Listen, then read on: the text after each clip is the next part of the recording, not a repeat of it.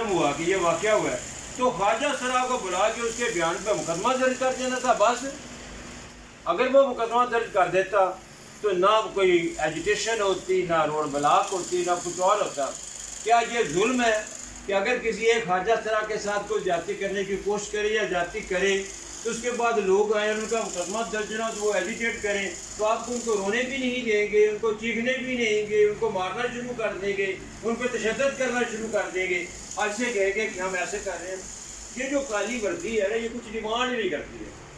کوئی پولیس والا اتنا طاقتور نہیں ہوتا، صرف اسٹیٹ کی ایک جو یونیفارم جو بلیک رنگ کی ہوتی ہے وہ اسے طاقت دیتی ہے کہ تمہیں کچھ اختیارات ہیں اور تم اپنے اختیارات کا استعمال کرو. لیکن یہ مت بھولیے یہ جو لوگ ایسے کر رہے ہیں یہ وقت دور نہیں ہے کہ جب ان کے بچوں کے ساتھ، ان کے لوگوں کے ساتھ یہی کچھ ہوگا جو یہاں پہ ہوتا ہے.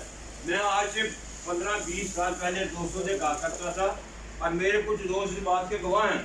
میں انہیں کہتا تھا کہ آج سے 10 سال کے بعد ایک ایسا وقت پھر آئے گا کہ گینگ ڈکیتی ہوگی. پورے گاؤں کے لوگ آیا کریں گے شہر، آ کے دکان لوٹیں گے اور جاتی دفعہ ایک دوسرے کو بتائیں گے کہ میرے حصے چاہ کا ڈبہ ہے، میرے کو